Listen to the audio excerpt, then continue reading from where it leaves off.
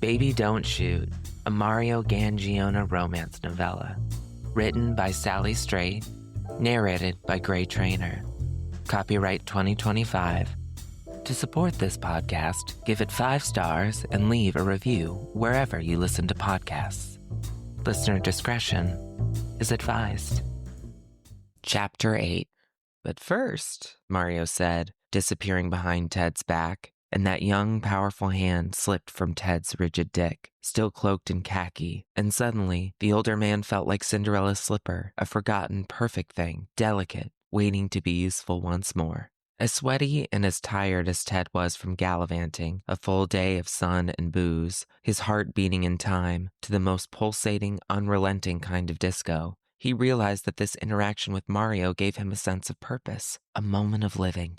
His last decade had been full of days and nights and minutes and hours indistinguishable from one another. There was work and sleep and empty jerk-off sessions, but little else aside from occasionally stealing away to the beach, where he daydreamed of being reborn as someone else, somewhere else.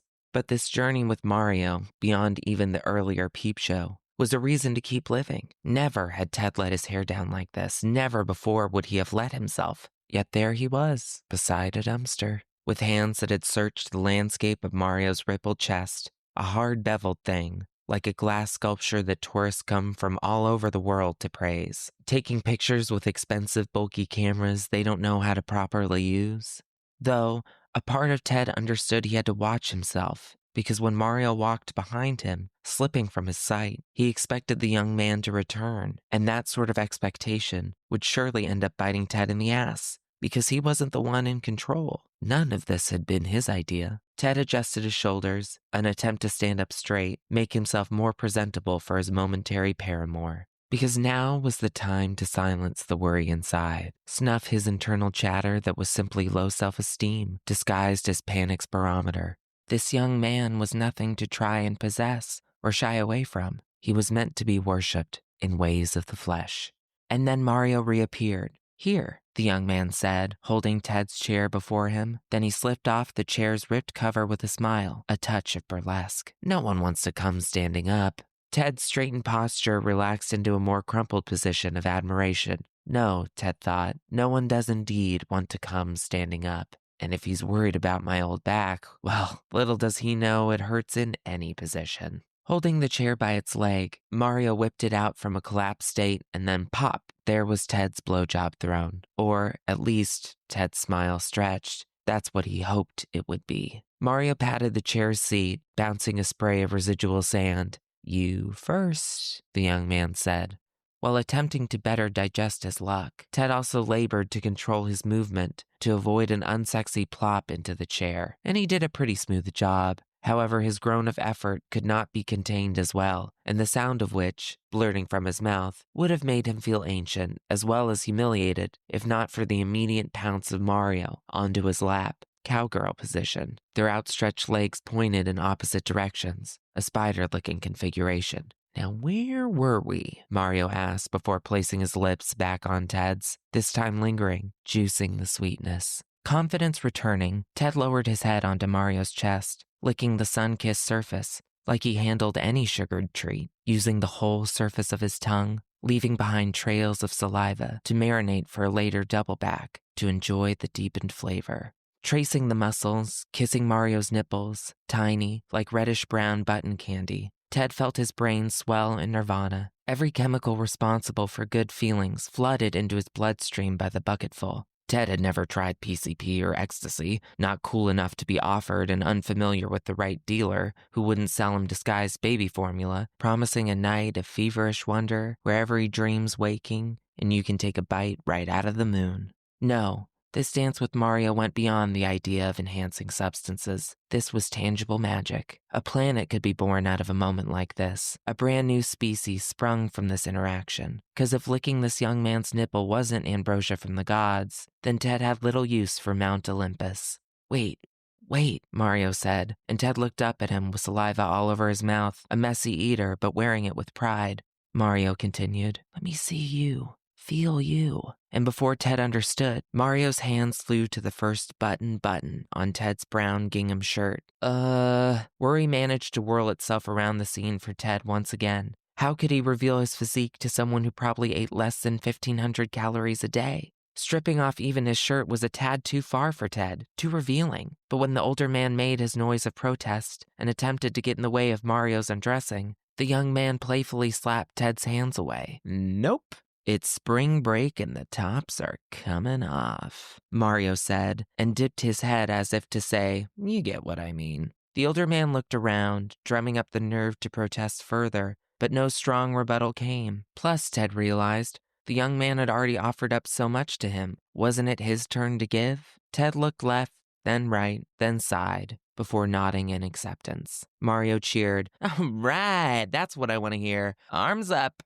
Ted felt childish raising his arms, but once the air and sun hit his exposed chest, he felt not disgusted with himself, but instead a beautiful blossoming sensation. Beautiful, special. These were the feelings of living that he felt around Mario. Then they returned to one another for a kiss, and as Mario's bare navel touched Ted's, the older man spasmed. You all right? Mario began to pull back, until Ted reached forward and pulled him in for a deeper kiss, taking the lead, practically devouring Mario's top lip. With those big, muscled hands, Mario caressed Ted's body, entwining his fingers into the main patch of the older man's salt and pepper chest hair. Dragging his hand back and forth across Ted's belly, the older man continued to buckle. You're so handsome, Mario said. You're so, Ted began. But what could he say to sum Mario up? Box the whole of the sun into one tiny space of a word. And then it came to him. Everything. Mario let out a pleased sigh, then leaned in to lap at Ted's nipples, similar in size to Mario's, only they were pinker. No one had ever played with Ted's nipples before. His previous paid encounters were much quicker than this, so he assumed he had no sensitivity there, until Mario started sucking on them, and in turn, Ted's eyelids began to flutter. Holy fuck, Ted said, stupefied by the pleasure. I love your hair, Mario said as he rubbed his face into Ted's chest. Only, how far does this trail go? And then the young man kissed his way down Ted's front, over the expanse of the hairy belly, but stopped once the egregious erection of the older man hit his chin. Eyes swimming, Ted stole a peek at the sky, soaked a light orange by the sunset. He thought about praying, but there was a time and a place for that, and a simple silent thank you would suffice, because now was now. So he smiled up at the whoever or whatever was responsible for delivering him such a bounty and gave his wordless thanks. Ted looked down once more to see Mario rubbing his beautiful face into his crotch, the erection popping up stronger after each pass. As promised, Mario said, his words a wink, before he unfastened the button of Ted's pants, which were once again clouded with a circular stain. Ted's erection sprang forward, but not fully as the tighty-whities held back its full extension. Ted could see that Mario was eager to invite the older man's co-star to the stage. One thing about Ted was that he had his insecurities about his aging body and shy demeanor, but when it came to his penis, with its 7 inches, fat in the middle, but not garishly so, he had little to worry about.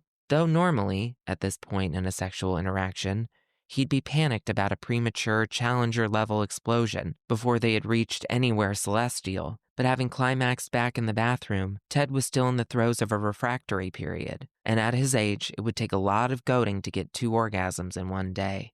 Hooking his thumb around the waistband, Mario pulled down Ted's underwear, and out flew those 7 inches. Straight, too. No angled thing that required maneuvering. Oh, wow, you're packing, Mario said, appraising the appendage in his hand like some fancy watch being shown to viewers at home. He gripped the base and out-leaked pre-cum, a long, tiny string with a bead at the end. Liquid glass. And dripping like a faucet, Mario said. Ted beamed. He loved seeing this gleam in Mario's eye as he held Ted in his hands. Another clear spurt spilled out of Ted, but before it could fall to the ground, a stray crystal tear, Mario lapped it up with his tongue, catching it like a snowflake in mid-October. This was their beginning, and it was a hot one, unbridled, and as filthy as they themselves were, ripe, sweating, their stink competing with the dumpster. Surprisingly sweet, Mario said, chuckling, those white rabbit teeth of his on display. Then the young man took the head of the penis into his mouth, sucking it, and Ted's toes sprang up in their shoes, kissing the spot where Mario was resting his knees, separated only by a layer of synthetic shoe leather. His hair, Ted thought, trying to keep from passing out at the wonderful feelings, electricity sparking him all over. I have to touch that hair. And he did. While Mario worked the head of the penis between his full, soft lips, Ted's hands dove into that sea of curls, which were so silken, certified special with just how buttery they felt to the touch. But then Mario took all of him into his mouth, as far as he could go, inch by inch by inch, and Ted had to relax his hands, because the risk of yanking Mario's hair, driven by the shock of pleasure, was too real. And while the slippery maw of the young man went up and down like the sway of a conductor's guiding hand as the clarinet works its way around the opening notes of Rhapsody in Blue, Mario's hands massaged Ted's belly and pecs. In a vice of complete rapture, Ted knew that his stubborn, elusive second daily orgasm would arrive much sooner than expected, as does the coming of autumn when one's only just begun to enjoy the vibrancy of summer. Mario continued his work to the root of Ted's dick and back, with a swirling tongue and those caressing hands, and the perfect amount of suction from a mouth that was as wet as any good fruit. It was over when Mario's hand appeared to work the older man's dick, which is when it became clear to Ted that this was no accident, this whole affair. What was happening was destiny. He was supposed to meet this young man because gold doesn't simply appear. Atoms must hit in the right way long before an exhaustive search, where the final product is even discovered. If everything doesn't occur like it needs to, then there's nothing. And yet gold does exist, and people do find it, much like Ted was there. He was getting blown by Saint Sebastian without the arrows. There was a reason this was all happening, a reason this came to be, and Ted would get to the bottom of it, but not before having the most earth-shattering orgasm of his life, the kind that's like sticking your hand in a flame without getting burned. It was the dream, a fantasy turned real with the seal of a kiss. It was an explosion of cum, and that's what happened. Ever the gentleman, Ted tapped Mario on the shoulder, the universal signal, but the young man blindly caught Ted's hand and clasped it, keeping his mouth and other hand firmly on the dick. And then Ted came. His back arched, his eyes rolled out of their sockets and down a bowling lane, and his toes curled so tight that they nearly ripped themselves off his feet. The cum came, went, and came again, all down Mario's taut throat. Once Ted's soul drifted back down to his body, a feeling of sensitive soreness signaled down in his loins. But before he could attempt another universal shoulder tap for Mario to disengage, the young man sprang up, almost scaring Ted with his quick agility, a Matrix-style move of sleek aerial acrobatics, and Mario stood beside the chair, stroking his own dick in long pulls, starting from the base. The sight made Ted's eyes water and his tongue roam. He wanted that penis in his mouth desperately. It was about 6.5 inches, uncircumcised, the head going into hiding, then revealing itself with every stroke, the foreskin a wrinkled turtleneck. "I'm gonna come soon," Mario gulped. There was a speck of Ted's cum on the side of his mouth. If this were a meet-cute, Ted would alert him with an offering of a napkin. Instead, Ted stood up, grunt and everything, pants falling to a sag around his ankles, and leaned toward Mario's slack mouth, only to clean up the speck of cum with his own tongue. "Let me," Ted said. Ted reached behind him, whipping the chair 45 degrees to the right, and sat back down, his throne now a peasant's conduit to service. In a state of deep calm, Ted felt confident reaching out for and taking Mario's balls, smooth, a buttery leather, into one hand, while guiding the dick into his mouth with the other. The older man took the whole thing down, encircling the base with his lips, a tight, slippery ring, rearing back in a long, stroking pull.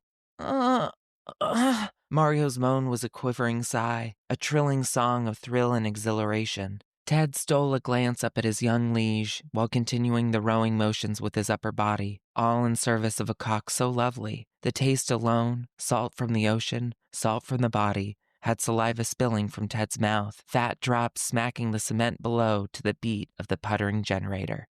Then Ted got greedy, looking at Mario's mouth so open and unencumbered. It looked lonely, and the older man believed he had the best thing for it. After arching back his shoulder with a pitcher's grace, Ted shot 2 thick fingers, hairy at the knuckle, up towards Mario's mouth, and his young partner picked up exactly what Ted was putting down. The muffled moans from Mario started to reach a higher pitch as he sang them into Ted's soaked fingers. Ted quickened his rowing, Toward, away, toward, away. Mario's posture began to falter, his flip-flops scuffing in place, which is when Ted began tugging on the young man's balls. As muted as the moans, Mario's breath shot across Ted's fingers as a warbled "fuck" struggled to come out of his mouth. This was Mario's version of a tap because out came the troops, hundreds, along with their friends. The first spurt coated the back of Ted's throat, but he wanted that cum front and center. This was no product to waste, the routine culmination of a soon-to-be forgotten tryst. No, this was a chance to taste the very being of Mario, sample the DNA that had coded him to be so magical, so himself. The slick loads filling Ted's mouth were what made Mario's jawline so pronounced, what gave him the rosiness in his cheeks, the beauty mark just below his defined dark eyebrows. It was Mario concentrate that to Ted tasted like oil harnessed from a basket of roses, stripped of their thorns, all scent and seduction, no stinging thing in sight. Safe to say, Mario was refreshing, and Ted could only hope that having so much of him inside would somehow alter the older man. If not make Ted more beautiful or youthful, at least keep him full forever, quell some of that longing he'd been harboring for his whole life, that desire to awaken a part of himself he could never seem to locate. Ted believed in its power. Whoa, Mario said. He had collapsed over Ted in the chair, resting his ear against the older man's. Ted treasured this contact of shared heat. Over the course of their time in the gauntlet, the sky became gold and orange until it had darkened into a soft purple. Soon the streetlights would come on, and the generator would be quiet for the day. The experience, their time together, was ending, and though Ted felt lucky, he couldn't help but want to be around Mario just a little bit longer. I gotta bounce, Mario said, cradling the back of Ted's head. But I'll give you my number. We should get together again. From his core, Ted had to retract the moisture that dared well up in his eyes. We should get together soon, is what people say when they never want to see you again. Of course, the young man didn't mean it disrespectfully. It was sweet that he was even offering to hand over a fake number. But Ted knew he had to be a grown-up and accept that Eden is a temporary thing. Perfect is a moment, not a lifetime. Where's your phone? Mario asked, pulling up his board shorts, concealing his gorgeously spent penis with one swift tug. And Ted chose to smile, trying to maintain that sensation of fullness. It's dead, Ted said. That's usually me too, but my buds had a charger back on the beach. What's your number? Mario bent his neck and his wriggling fingers unlocked his phone, but the older man knew this was all a polite show of theater and refused to get his hopes up. Oh yeah, it's 460. The numbers fell out of Ted like he was answering a barista's, "So how's your day going?" The older man gave out his real number, but he might as well have blown raspberries. A fit specimen, a model if he wanted, for any clothing item under the sun, mittens for summer of which Mario could sell a warehouse full, was never going to call or text. Exchanging blowjobs near the trash isn't where happily ever after begins. It's an ending in and of itself. Mario nodded at his phone, probably sending a text of gibberish to a friend or ordering from Domino's Pizza, anything but actually texting Ted. And then, finished, the younger man looked up with a smile before it dimmed. Are you cool?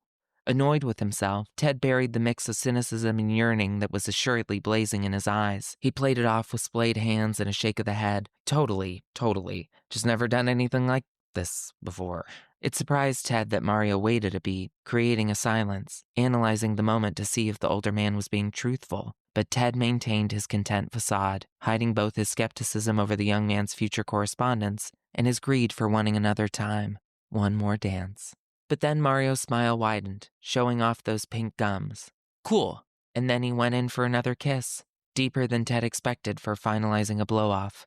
The older man so loved these soft lips, and Mario's pronounced stubble scratching his chin. The young man spoke. I'd walk with you back to the bus, but I got a jet. Ted almost wished he'd said, thanks for sucking it, loser. Bye forever. But the young man had been raised right, finishing a hookup with what it deserves, what they all deserve, decency, brevity, and a final kiss good enough to occupy later daydreams. See you later, Mario said, beaming at Ted, before he unlatched the gate and disappeared, a mirage with a full head of hair. Ted didn't cry, but he wanted to. It was hard for him to believe that there wasn't a chemistry between them, an elusive spark that most people force or fake, but he was a balding tech guy in his late 50s with a bad back who was at risk for heart disease. His circulation, immune system, and skeleton were no match for someone almost 40 years younger. And if Ted's further fantasy had come true, that Mario actually asked him out on a date, what would they talk about? Huey Lewis and the news? Ted caught up on sci-fi TV and movies, but other than that, pop culture today sounded like a hurricane of vowels and consonants, landing in a million different ways that the older man didn't understand. It had almost been a decade of Billie Eilish, and Ted still thought that was the stupidest, ugliest name, one he thought would fade away as soon as he heard it. But what did he know? Certainly nothing about young girls named Billie Eilish? Ted fell back in his chair, pants still around his ankles, penis and balls tightening in the forming night breeze. Why couldn't he be younger now? Why did Ted have to have a meaningful, as crazy as it was to say, and passionate encounter with someone only for it to immediately disappear? Why couldn't perfect be longer? Or at least, why couldn't a lesser perfect stay? Why did it all have to go? One meager tear formed at the corner of Ted's eye, gliding over the tiny lines that had developed in the past 56 years, the kind Mario could only imagine having. Then the tinkle of the gate's latch sounded and Ted sat up, hoping that perfect had indeed returned. It was hard to make out Mario in the forming dark until the gate completely opened, revealing that it wasn't the young man at all, but the Indian guy who'd been working the food truck, whose humdrum expression suddenly blew up to shock when he saw Ted, growing more dumbfounded when he looked down to see the older man's penis. Whoa! The gauntlet worker snapped his eyes shut, holding up both hands, seeing too much of a raw, dangly thing after a long, dull shift. But the hands lowered a tad and the eyes opened to a shielded squint. Did you want a burrito? Ted pulled his pants up in a flash, not really bothering to get his underwear up over his nether regions, so they stayed bunched around his upper thighs. And then he closed his chair, cinching it in the crook of his arm. His face became a deep red, having never accidentally exposed his penis to anyone. He never even used urinals, and he changed in bathroom stalls for high school gym class. There were a lot of firsts for him that day, and, he guessed, at least one had to be sacrificially horrible. Head down, trying to cloak himself in the forming darkness of the night, Ted maneuvered around the gauntlet worker, who moved out of the way with an appreciative swiftness. But to Ted, it didn't feel right to leave without a "Lo siento, no quiero burrito" before running away. Having sprung for a rideshare, Mario rode in the back seat with fists born of tension. He was nearly late for making his mom dinner, something he had never missed in the years she'd been sick, despite school projects and papers and gig work that required him to be pleasantly chatty or deadly quiet behind the wheel, all in the name of $2 extra. But it was true that dinner was more of a ritual than a necessity, as his mother was capable enough of making her own meal. How else would she be able to eat lunch while he was gone during the day? Plus, his therapist would want him to reframe the situation, realize he was arriving on time, ignore that he was nearly late. Mario relaxed his fists, fanning out his fingers. Taking a deep breath of the car's minty air freshener, he looked closer at his hands, imagining all the invisible bacteria they had just accumulated, and realized that this tight feeling might not be guilt over nearly missing time with his mother, but the guilt over fully enjoying a block of time, allowing himself to truly be with Ted, instead of operating on autopilot with a countdown front and center, minutes and seconds dwindling until another dinner, another doctor's appointment, the first round of the day's meds, the kind that shrinks the cancer until it can be sliced out in surgery. Though that particular countdown had yet to exist, the sign-off for his mom's procedure floating around in some manager's inbox at HealthShare United.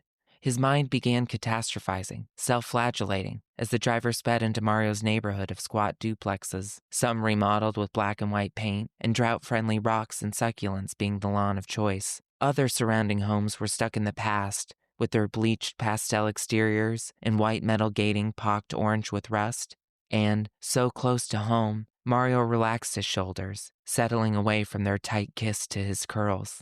It was true, he had forgotten everything in the gauntlet without trying or constantly needing to refocus. And, if he was honest with himself, the panic was returning so powerfully because for once, in how long he couldn't begin to know, it had completely disappeared for an hour or so. Time in the gauntlet was nothing like time with sickness. In the gauntlet, you didn't have to fight the clock in two ways, wishing it were happening faster and slower, giving you more time with the person you love, while also hoping that their painful moments would speed up, subside. No. Time stopped in the gauntlet. Only later did it quantify itself, a magnitude of fun amounting to a certain number. Mario ran his tongue between his lip and lower teeth, reminding himself of Ted's eager kissing. His adventure with the older man in the gauntlet had easily been his longest bout. Visits during his work shifts were nothing more than a series of kisses before a few twists of the hand or tugs on the lips. Then done. No ceremony and certainly no passion. An imperceptible shake of the head came from Mario. Passion. Their time together had been passionate, no doubt. The young man could feel that tremor in the base of his thighs, that off-kilter feeling he only got from bed-shaking anal sex. Never had a daddy brought out the animal in him. Usually it was more of a worship role the older guys took, in turn wanting Mario to act disinterested or become a tormentor. But with Ted, they had come together as equals. And Mario hadn't sucked a dick with such fervor, hadn't wanted to, since he was a teenager, a time when he was also really bad at doing it, forgetting to actually suck the dick, instead just holding it in his mouth like one of those hot pocket sleeves. Will he text me back? Mario wondered and tilted his phone toward him, the screen flashing nothing more than the background picture of him and his mom, arm in arm at a local rose garden, the flowers in the background as bursting and outreaching as lions' manes.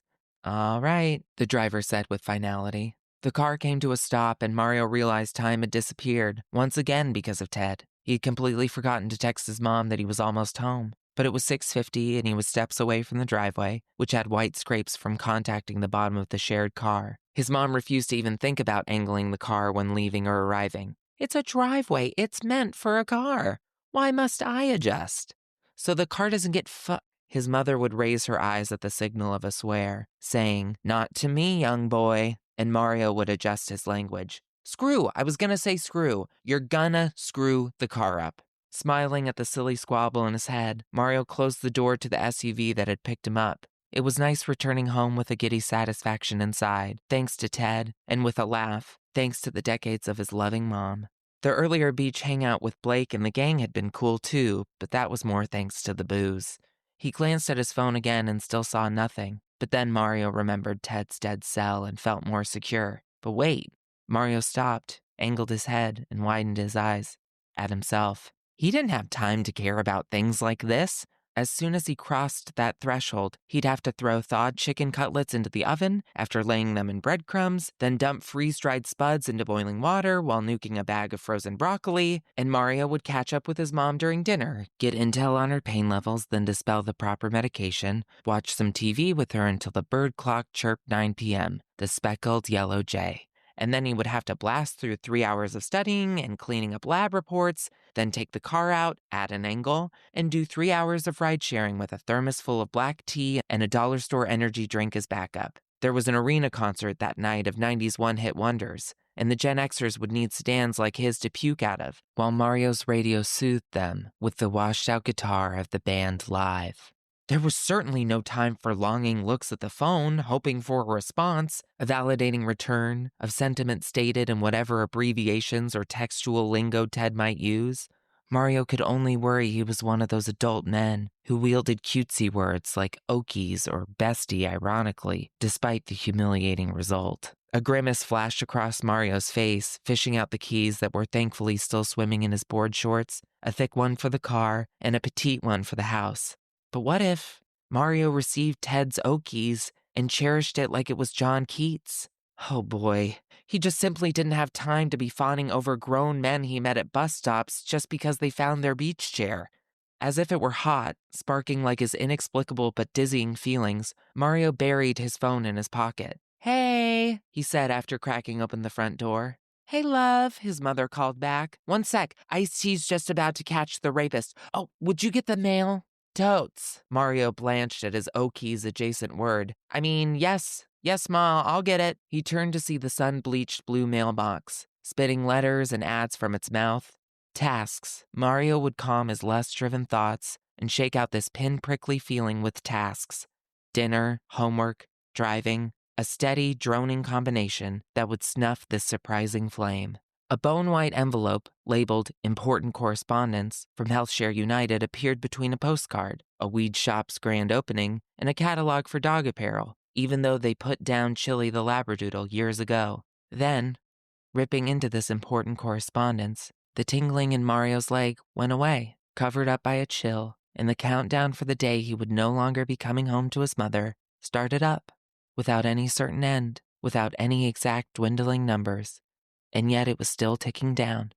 Mario could hear it. That was Baby Don't Shoot, a Mario Gangiona romance novella, written by Sally Strait and performed by Gray Trainer. Did you enjoy yourself? Good. Then join us next Wednesday for the next installment. Consider supporting the author at buymeacoffee.com/Sally Strait. That's buymeacoffee.com/Sally Strait. SALLYSTRAIT.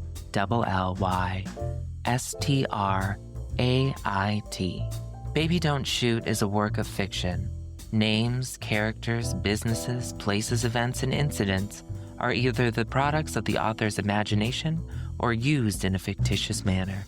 Any resemblance to actual persons living or dead or actual events is purely coincidental. No generative artificial intelligence was used in the writing of this work.